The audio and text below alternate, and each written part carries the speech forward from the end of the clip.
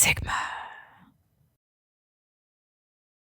Hello, in this tutorial I will teach you how to post your own NFT collections on the website Scatter to make your own projects come to fruition. We'll also learn how to use Arweave technology to permanently store that data on the blockchain.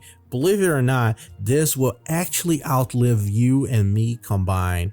There is a guarantee of at least 200 years for that data to be stored. Any image will be there forever. It is of my belief that Arweave will embolden your NFT collection to be far more ethical, resilient, censorship resistant, and also give far more value to your fans than mere IPFS storage systems. Not to mention, it can also be cheaper on the long run since you pay only once and not monthly, unlike IPFS. So this tutorial does not need any coding technology. If you know how to use the internet, know how NFT and blockchain technologies work, and if you know how to operate a computer, you're all set. Without further delay, let's get into the tutorial.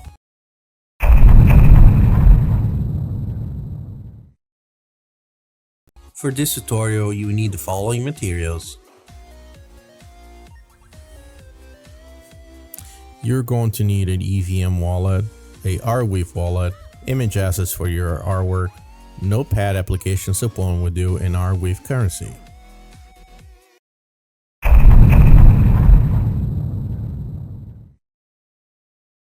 Don't forget to have an Ethereum virtual machine wallet at hand. In this case, I am using Rabby. You can use it for your web extension on Brave, for example.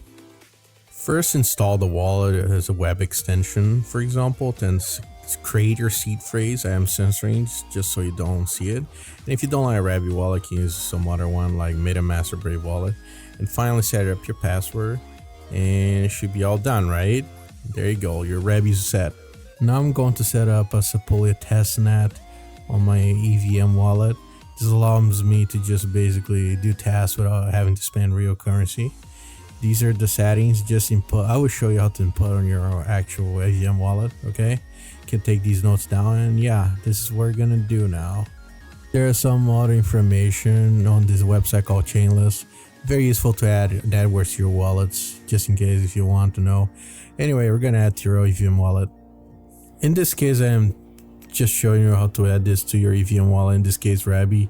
The reason why I'm using a testnet is because it just saves money before you actually deploy the real NFT collection, right? If you want to do it straight away in Ethereum or Solana or any other network, you are free to do it.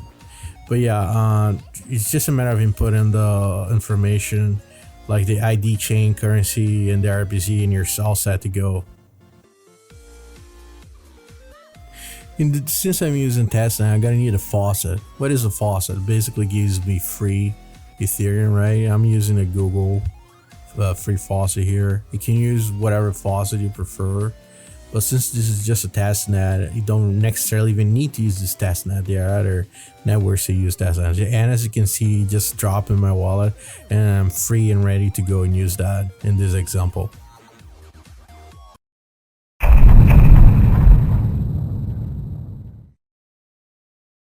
Alright, once we're done with the testnet or whatever network wallet, we need to come here and actually use Wonder Wallet. What is this type of wallet? This is the wallet that we're going to use for interacting with Arweave. I recommend use this wallet instead of MetaMask, even though I can still use MetaMask. It's available for Chrome, Edge, or in the case Brave, which is my software or preferred software to use, the browser. And it's a quick installation, as simple as installing a web extension. Once it's installed, we need to create a new wallet. Don't forget to put your password. If you want to put an analytics or notification, it's up to you. In this case, I think I will because it's just a test wallet, and you might create at your leisure, right? And it will create, it should take 1 to 2 minutes, and it might take a while, but after it's done, it should be available. Don't forget to also make sure it's displaying your extension toolbar, right? And once it's done, there should be some first notifications to explain you how to use it and the such. Once your wallet is up and running, I prefer to put it on full screen so I can have a tab all to myself in order to operate the wallet. So the second part after you set up your wallet is to remember to store your seed phrase key recovery in case you want to use this in other devices. This is fundamental and important. I recommend you use just a simple piece of paper as a physical wallet, just so hackers can't get into your material.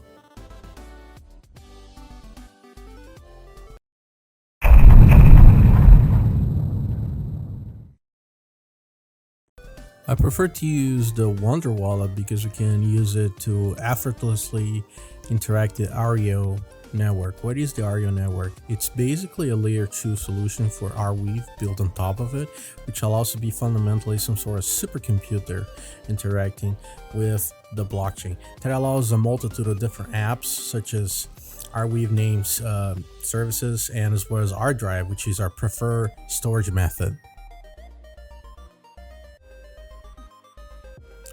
Now, why use ArDrive instead of directly interacting with the Arweave storage system, or why not use something else? There are other storage services, but the reason why I like ArDrive, it's because it's the simplest one and it can be used to create manifest files, which you will understand how they're important very soon and shortly. In this case here, I'm just showing how to use the Wonder Wallet. Okay, the first time you create your ArDrive, it will actually ask you for a name, so it can create either a private or a public drive. It's also going to give you some sort of introduction. If you want to use credit cards or debit cards, you can also do that for money, but it really doesn't take so much money to store anything on ArDrive. As this is a public project, I would do a public drive. One thing, if you have any questions of why I'm signing so many times in my wallet, I don't understand why this is happening, but it's not really damaging or impeding any storage with ArDrive. So just keep signing. If it's different, it might be different for you, because I was having some troubles with the Wonder Wallet myself. Anyway, first thing we have to do is we need to create a structure, folder, so we can have subfolders, right? In this case, I'm going to name as the following here, so it's easy to remember that this is a scatter tutorial for the purposes of this video. Reminder, I'm using a wallet that's just a throwaway. Oh, and another very important thing, this is extremely important. If you don't do how it's supposed to be in the same structure I will do right now, none of this would actually work, and the scatter developers recommend that you have two folders, one images and the other named JSON, as it is shown in the screen right now. Remember, you need one folder, any type of folder, and inside that folder you're gonna need an images folder and a JSON folder. In the images folder, you're gonna put all your image files like JPEGs and PNGs, and on the other JSON folder, you're gonna have your JSON files and metadata files. Basically, scatter needs a special type of JSON folder, which I'll explain ahead.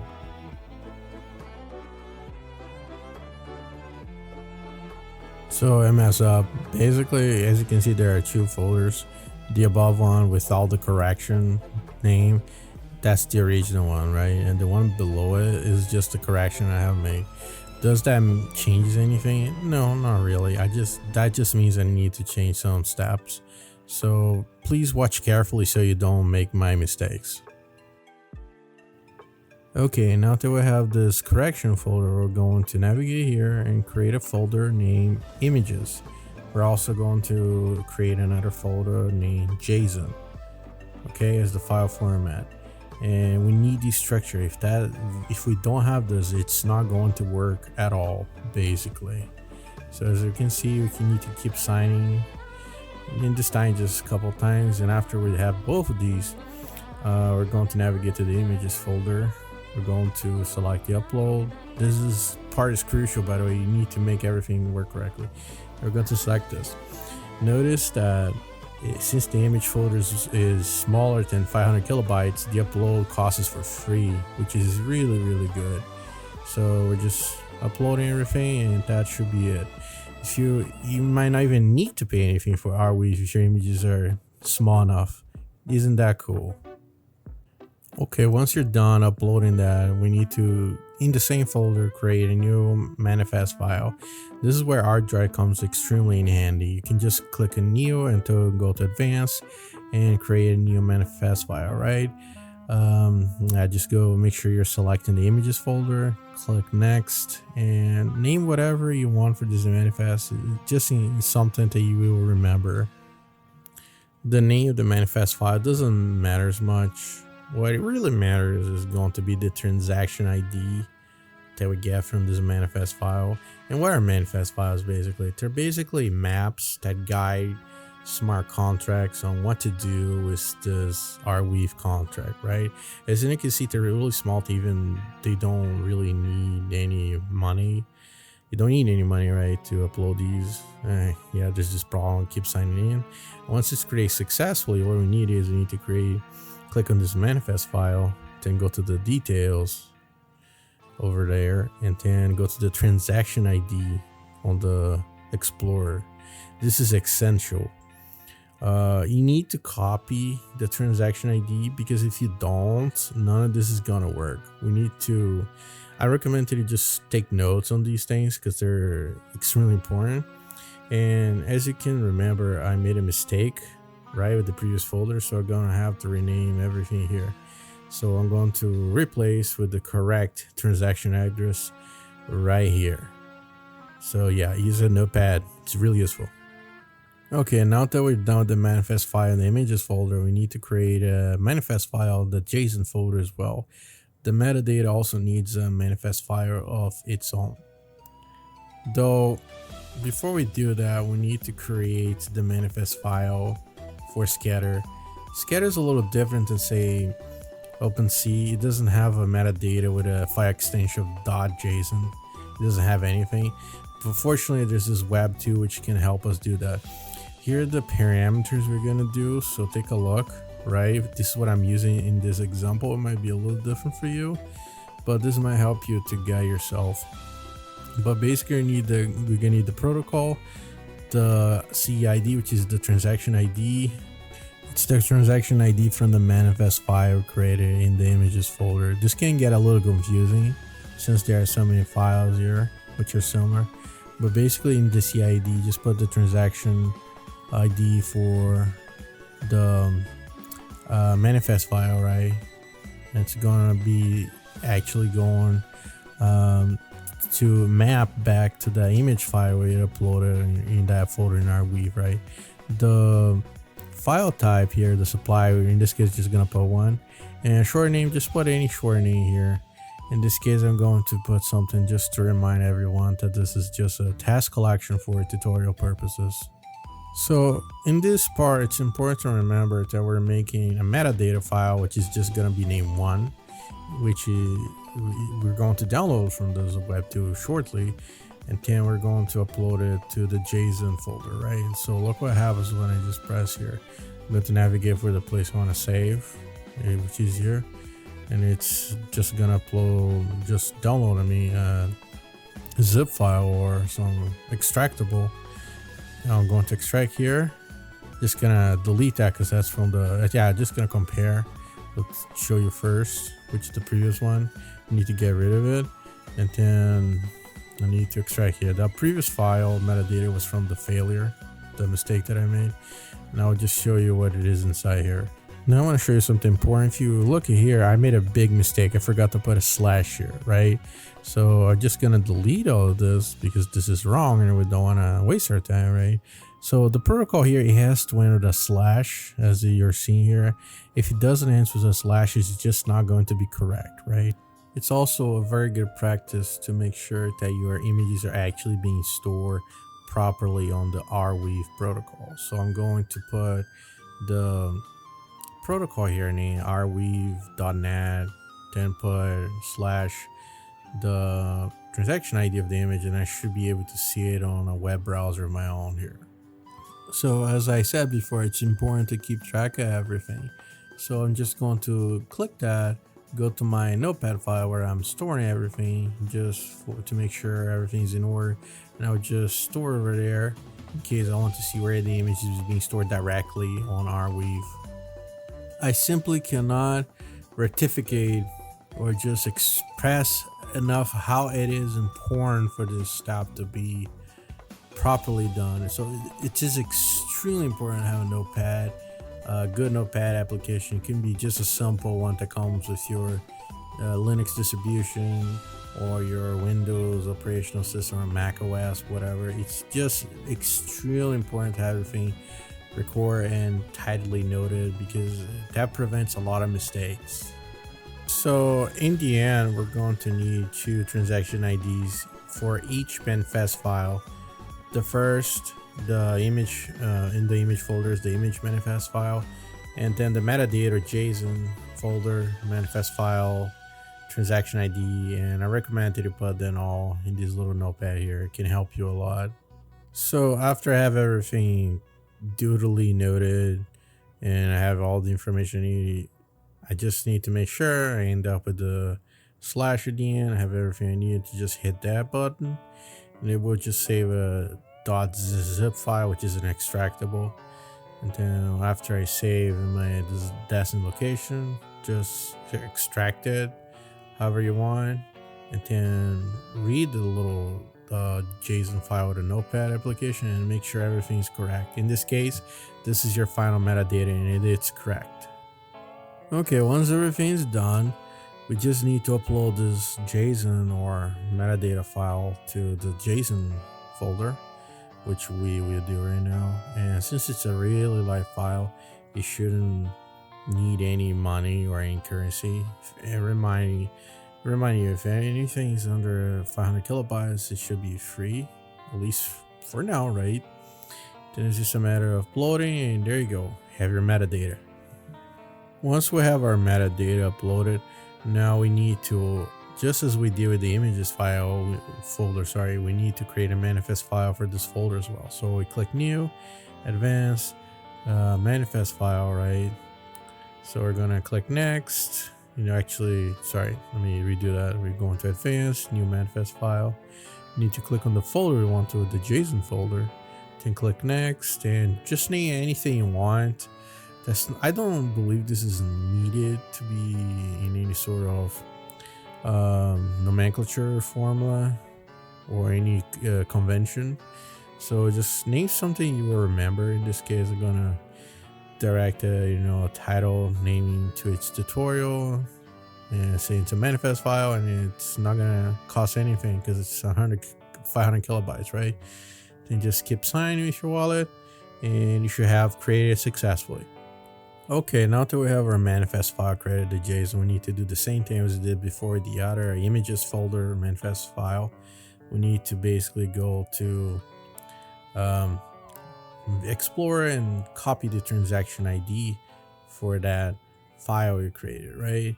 And after you do that, I just recommend that you just write it down somewhere so you won't just lose it. And with that, we have all the manifest file transaction IDs that we need, one from the images folder and the other from the JSON folder. And with that, we also have our base URI, because all we need is the gateway web address for the protocol / the manifest file from the JSON folder, the transaction ID, and you should be good to go. A good way to check this is to just put the base URI there on a web address, and it should prompt you to do a download of a metadata called download, right? You can download it if you want to double check to see if everything is correct, and it should be the exact same code as the JSON file you created on Arweave, right, for the JSON folder, or on ArDrive. I'm sorry.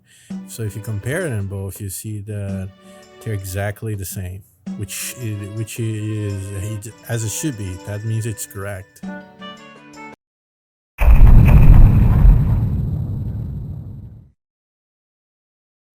Alright, now that we're done with that part, I'm going to show you the actual image assets that we have. They're all public domain, and they're from artists from Europe, and the titles are just saying who made it, what year, and I'm just using 3 main models here. The first image is actually stored in Arweave, the other is on the website. After everything is set up on the Arweave storage blockchain, it's time to actually log in with our Arweave wallet and finally start to deploy the NFT collections that we have in mind. I am going to demonstrate on the Sepolia testnet for Ethereum, so I am not using actual cryptocurrencies.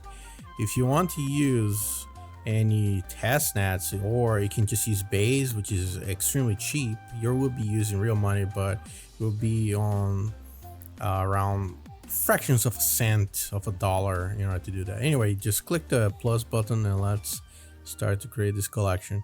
Here we're setting up the first information about the NFT collection that we have. I'm just using this just so everybody understands this tutorial one. Now we have to decide what blockchain it is, and just gonna use Sepolia 10 ERC 721, and here we need to decide the supply and royalties and all this stuff. Just gonna put 1 on all of them just for tutorial purposes. And finally, when everything's set up, just hit the deploy button over there, and it's gonna prompt you to just sign in with your wallet. And if you do, it should be finally done, right? On, in this case, a custom network, and there you go. You should just create, just wait a little, it's creating. And there you go, it's now finally created. Once the collection is deployed, we can finally manage it, right? So if you just click on the manage collection button over there, that green one, we can finally start editing all the parts of this contract and actually exhibit the Arweave collection that we made. I already did some managing here preemptively and just showing the image assets from left to the right. Here we have the main, this is the banner, right? The first image is the actual Arweave asset, and the last one is the thumbnail. Okay, in this section here in this profile, we can just put a bunch of social media links as well as make public. It's important to make public because if you don't make this collection public, nobody will be able to mint it at all, right? And it's important to also press the save changes button. And this is the info section. In this section, you can see any basic information such as the address, who issue, etc. And this is the invite list. This is a very important part because if you don't actually create an invite list, which is a public one, nobody will be able to mint anything. So if you can check there's a square called list addresses. When you create a list of invites, if you leave it empty, it will just mean to the contract that it will be just public and anybody can just mint an NFT from that collection at will, right? So it can also have a date range if you prefer, and other parameters, and the mint price as well. These are one of the most important settings, and you have to put this if you want to mint anything. At the same time, you can also restrict the amount of people who are actually capable of maintaining your collections at all. It could be for promotional reasons, or for a loyalty program, or for people who actually support your artwork or your NFT enterprising in any way or form. Besides the invite list, we also have the burn list, which can be used for people to burn your NFTs for whatever reason, perhaps to burn to something else or for any contract reason. Because we also have a list of affiliates for any discounts or something of the sort. And finally, we come to one of the most important, if not the most important part of the contract settings, which is the contract tab in itself. Here you can see the set base URI, which basically will display your actual images, if it's IPFS or Arweave, or if it's even working at all, right? And down here you have the mint fees that you want to set, and also max supply, affiliate fees, affiliate discount, batch mint, etc. and etc. If you want to, you can even transfer the ownership of this NFT collection to another wallet if you want. But anyway, as you can see, I have made a mistake here. This is from a previous one that I made, and on the contract it said base URI, and we need to change that, right? So if I just copy this, which one is the correct one with the correct image, and I just copy from this notepad file, and if I put here, and then if I click the right button, it should change where it's taking my images from, correct? just, you know, waiting for it to process, and we should see very soon the differences. Just waiting a little. And there you go, it went through. Now if you look at the Arweave collection, you know, there you go. The same collection, if you see, as you can see, the little first image over there, the 1 edition, it's actually displaying. What does that mean? That means that it's our scatter is actually taking the image from Arweave, from the image we put on ArDrive, and it's finally displaying as it should be, just as if it was an IPFS. Except this will stay there forever. It will outlive me, you, and probably both of us combined in lifespan years, right? So yeah, this was this tutorial for how to make 101/1 or a unique artwork on Scatter. This tutorial proved that Scatter is also compatible with Arweave. Use this for your NFT collections. Thank you! Thank you a lot for watching this video. If you have enjoyed and you want to see even more, please check my links below and follow me on places like Twitter. Thank you. See ya!